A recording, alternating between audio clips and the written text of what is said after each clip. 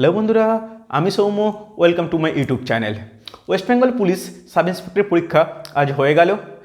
তোমরা পরীক্ষা হল থেকে বেরিয়েই অনেকে আমাকে SMS করেছো বা ফোন করেছিলে, জানিয়েছো কেমন পরীক্ষা হয়েছে, প্রশ্নপত্র আমাকে পাঠিয়েছো।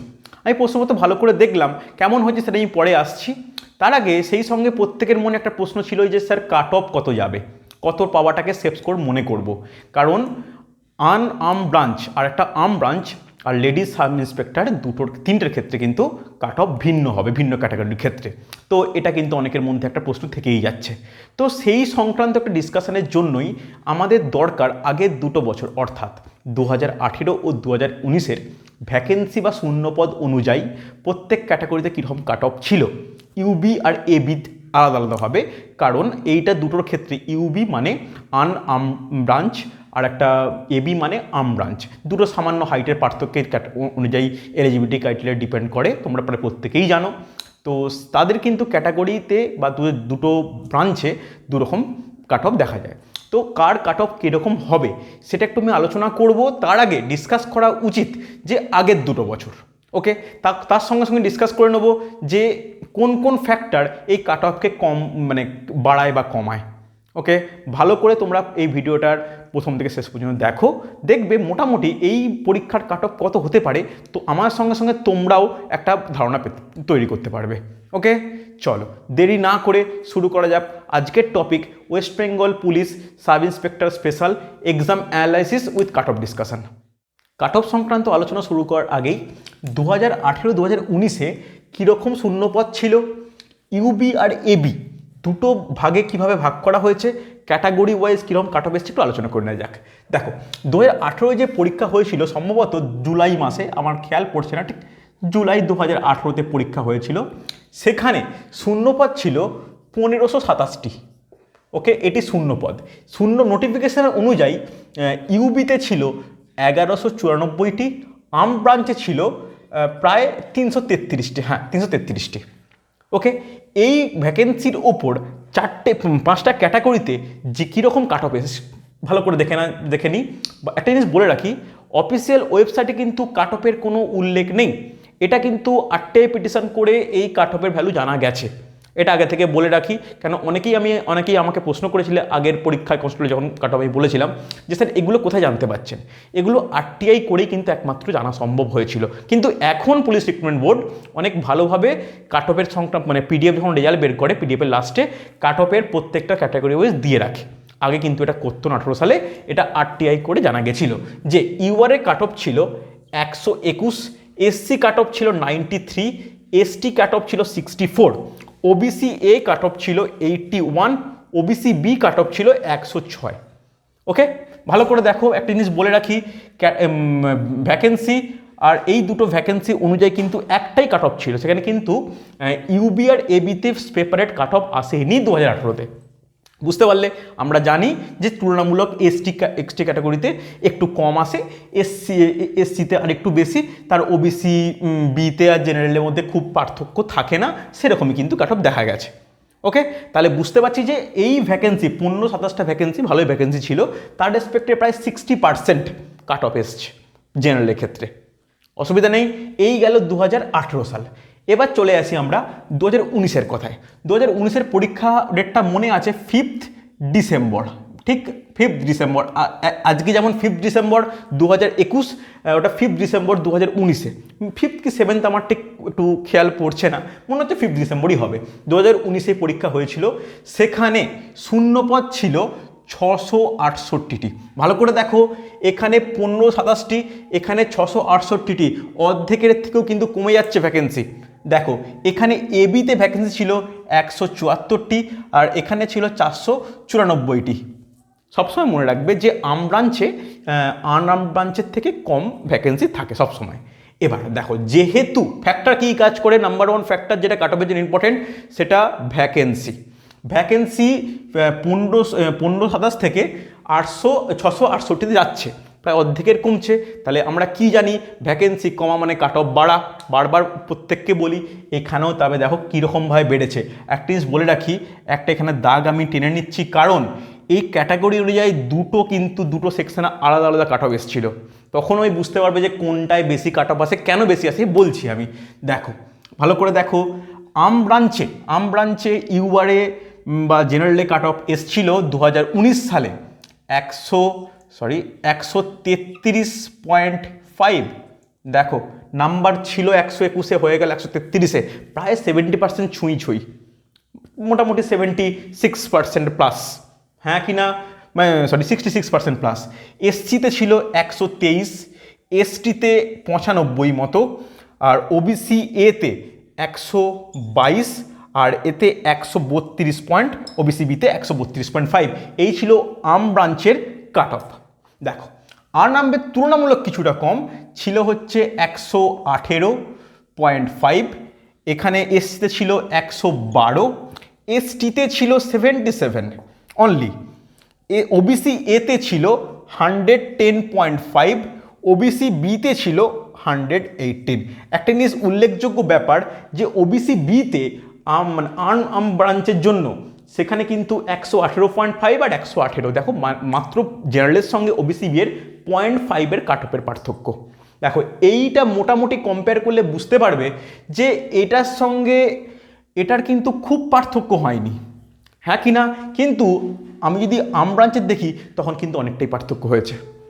বোঝা গেছে তো যে এটা একটা গুরুত্বপূর্ণ ফ্যাক্টর, যে শূন্যপদ যখন কমছে আমাদের কাট অফ অটোমেটিক্যালি বেড়ে যাচ্ছে। যেখানে 64 ছিল দেখো 95 হয়েছে, 31 নাম্বার কাট অফ বেড়েছে।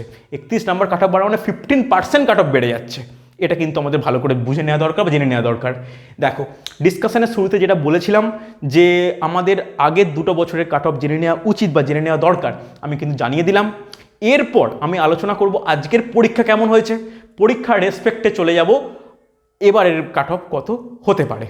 ওকে, দেখা যাক যে কি ফ্যাক্টর এই 2 বছরে, যেমন ফ্যাক্টর শূন্যপদ, কোশ্চেনের মানটা আমি বাদ দিলাম, কেন কোশ্চেনের মান এই 2 বছরে এভারেজ এসেছিল, খুব মানে কঠিন বলবো না, সহজে তেমন না, তবে সহজের দিকেই এসেছিল।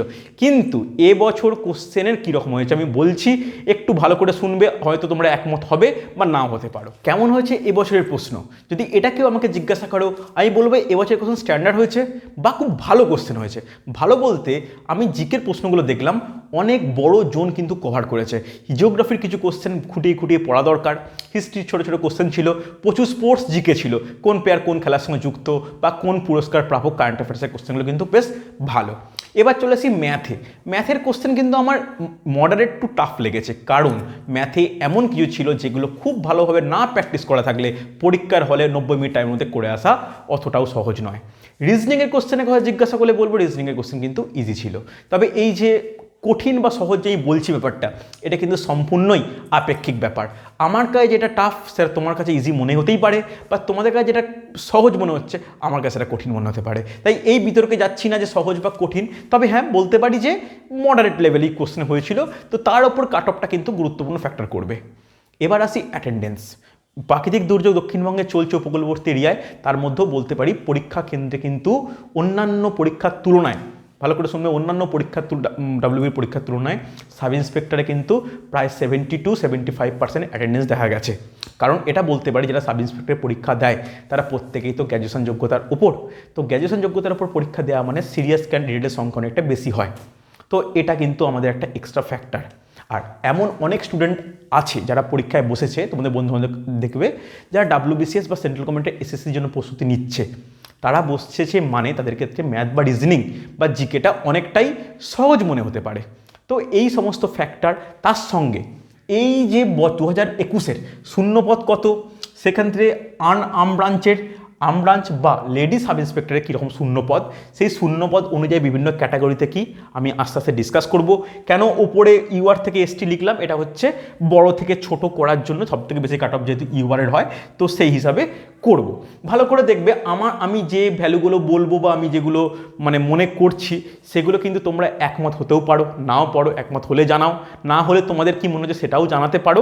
কারণ যে এতগুলো ডিসকাশন করলাম, এটা যদি আমি নাও করি তোমরা কিন্তু একটা অ্যাজাম্পশন করে নিতেই পারবে আগের 2 বছর তার প্রশ্ন তোমাদের কাছে আছে, তার সঙ্গে এবছরের প্রশ্নপত্র, এবছরের শূন্যপদের ওপর তোমরা বুঝে নিতে পারবে যে কীরকম হতে চলেছে। ওকে, তাও আমি বলে দিচ্ছি, এবছর শূন্যপদ ছিল 1088টি, 1088টি হচ্ছে শূন্যপদ। সেই শূন্যপদ যখন ইউবিতে দেখা যাচ্ছে 753টি, এবিতে দেখা যাচ্ছে 185টি, আর লেডি সাব ইন্সপেক্টরে 150টি। ওকে, এই গেল শূন্যপদ, প্রত্যেক ডিভিশন অনুযায়ী বা প্রত্যেকটা ব্রাঞ্চ অনুযায়ী শূন্যপদ কিন্তু বললাম। দেখো একটা জিনিস বলে রাখি যে আগের বছরের মতোই কিন্তু এবি শূন্যপদ আছে, আগের বছর 174 ছিল, এবার 185, খুব পার্থক্য কিন্তু হয়নি। একটা জিনিস বলে রাখি যে এবির কাট অফ সবসময় কিন্তু ইউবির থেকে বেশি হয় প্রিলিমিনারিতে। ভালো করে শুনবে, প্রিলিমিনারিতে আর্ম ব্রাঞ্চের কাট অফ কিন্তু আর্ম ব্রাঞ্চের কাট অফ অপেক্ষা বেশি হয়, কিন্তু যখন পিএমটি প্লাস ইন্টারভিউ মিলিয়ে টোটাল কাট অফ হয়, ফাইনাল একদম সিলেকশনের কাট অফ, তখন দেখা যায় যে ইউবির কাট অফটা বেড়ে যায়। ওকে, কেন আমি বাড়ছে, তখন এই মেন্সের যখন স্ট্র্যাটেজিতে আমি একটা নতুন ভিডিও বানাবো অ্যাবাউট এসআই এর মেন্স, কেন কনস্টেবলের মেন্স আর এসআই মেন্সের আকাশ পাতাল পার্থক্য। তোমরা যারা কোশ্চেন দেখেছো তারা কিন্তু জানবে। আমি নেক্সট ক্লাসে কিন্তু এ নিয়ে ডিসকাস করব যে কিভাবে ইউবির কাট অফ এবির অপেক্ষা বেড়ে যায় মেন্স আর পিটির পরে, PT in the sense personality টেস্টের পরে। ওকে, তার আগে একদম আমি টপিক থেকে বেরিয়ে যাচ্ছি না, একদম যে লেডি সাব ইন্সপেক্টর এবি আর ইউবিতে ক্যাটাগরি অনুযায়ী কীরকম কাট অফ হতে পারে একটু দেখা যাক।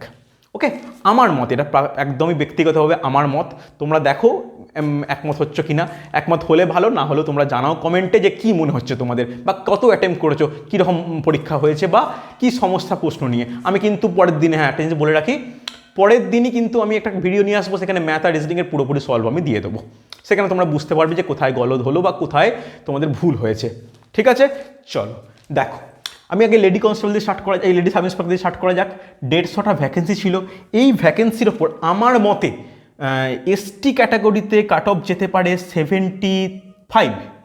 ওকে, এসসিতে কাট অফ যেতে পারে 97, ওবিসি এতে ক্যাটাগরি যেতে পারে 96, ওবিসি বিতে যেতে পারে 106, আর ওবিসি বি এর সঙ্গে অনেকটাই ইউআর বা জেনারেল ক্যাটাগরির মিল পাওয়া গেলেও এক্ষেত্রে যেতে পারে 112। একান্ত আমার ব্যক্তিগত মতামত, এটা কিন্তু লেডি সাব ইন্সপেক্টরের এই বছরে কাট অফ হতে পারে। ওকে, এবার চলে আসি এবিতে। দেখো প্রথমেই বলে রাখি, এবি কিন্তু কাট অফটা প্রিলিমিনারিতে ইউবির থেকে বেশি হবে। ভ্যাকেন্সি কম বলে হয়তো, বা অনেকেই বোথ অ্যাপ্লাই করো, বা যে অনেকগুলো ফ্যাক্টর কাজ করার কারণে এবির কাট অফটা ইউবির থেকে বেশি হবে।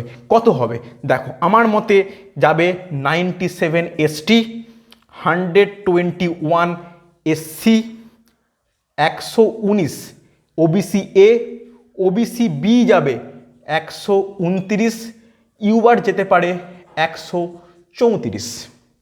ঠিক আছে, এটা কিন্তু আমি এবি ব্রাঞ্চের ক্ষেত্রে বা আর্ম ব্রাঞ্চের ক্ষেত্রে প্রত্যেকটা ক্যাটাগরিতে কাট অফ বললাম, মানে যেটা আমার সম্পূর্ণ অ্যাজাম্পশন। ওকে, পরবর্তী ক্ষেত্রে দেখা যাক যে ইউবি, বেশিরভাগ ছেলে কিন্তু ইউবির জন্য অ্যাপ্লাই করে রাখো, যেহেতু ভ্যাকেন্সিটা অনেকটাই বেশি। আমরা জানি যে এর ফর্ম ফিল আপের পরে এডিটের অপশান এসেছিলো, সেখানে আমাকে দুটোর মধ্যে একটা সিলেক্ট করতে হয়েছিল, তোমরা এটা অনেকেই করেছো। দেখো এখানে আমার মনে হচ্ছে যেতে পারে 79 এসটি, এসসি হচ্ছে 110, OBC A 109, OBC B 124, UR 128।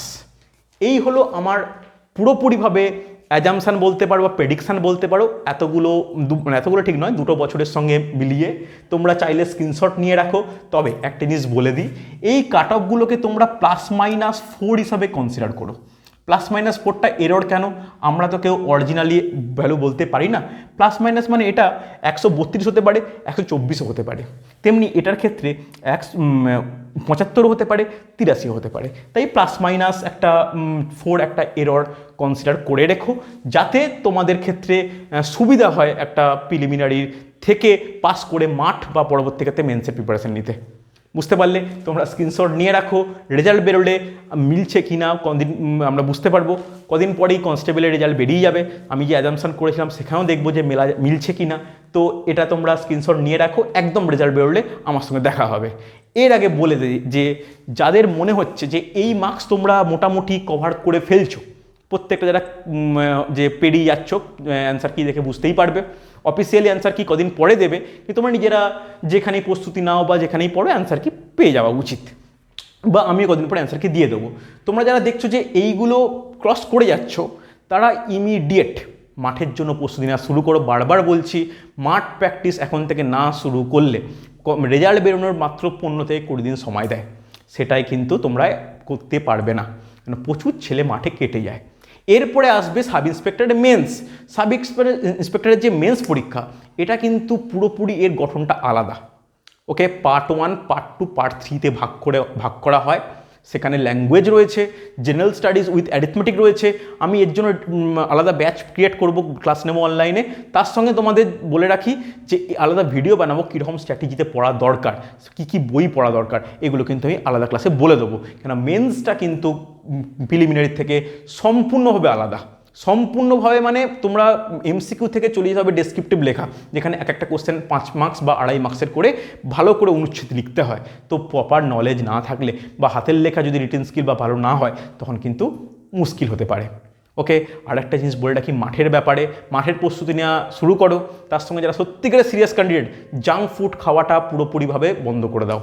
এই হ্যাবিটটা চেঞ্জ করো যে রাস্তার খাবার বা জাঙ্ক ফুড বা রেস্তোরাঁর খাবার খাবো না। না খেলে দেখবে যে এক্সট্রা যারা ক্যালোরি গেন করছো তারা সেই গেন করবে না, শরীর ফিট থাকবে, দৌড়াতে বা ফিজিক্যাল মেজারমেন্ট টেস্টে তোমাদের অনেকটাই সুবিধা পাবে। ওকে, দেখো আজকে যে ডিসকাশান করতে শুরু করেছিলাম, আমি ডিসকাশান করলাম। এরপর এটা গ্রহণ করবে কিনা সম্পূর্ণ তোমাদের মতামত। যদি এই সংক্রান্ত কোনো প্রশ্ন থাকে, আমার নাম্বার প্রত্যেক কাজে কম বেশি আছে, প্রত্যেক ভিডিও লাস্টে আমি নাম্বার দিয়ে রাখি, তোমরা দেখে আমাকে কল হোয়াটসঅ্যাপ করো। যদি কোনো প্রশ্ন থাকে, যদি কোনো ব্যাপার জানতে চাও, বা আমার যে মেন্স স্পেশাল বা অন্যান্য পরীক্ষার যে ব্যাচ রয়েছে, ব্যাচে জয়েন করতে চাও, আমাকে আমার সঙ্গে কথা বলে নিতে পারো। আমি তোমাদের প্রত্যেককে রিপ্লাই করবো যত সময়। ওকে, চলো তাহলে এই পরীক্ষার প্রত্যেকে যেন ভালো রেজাল্ট হোক, এই শুভকামনা রইল, শুভেচ্ছা রইল। প্রত্যেকে রেজাল্ট বেরোনোর পর জানিও যে হ্যাঁ কারা কারা সিলেক্টেড হচ্ছে ফর পিইটি পিএমটি। ওকে, চলো, থ্যাংক ইউ।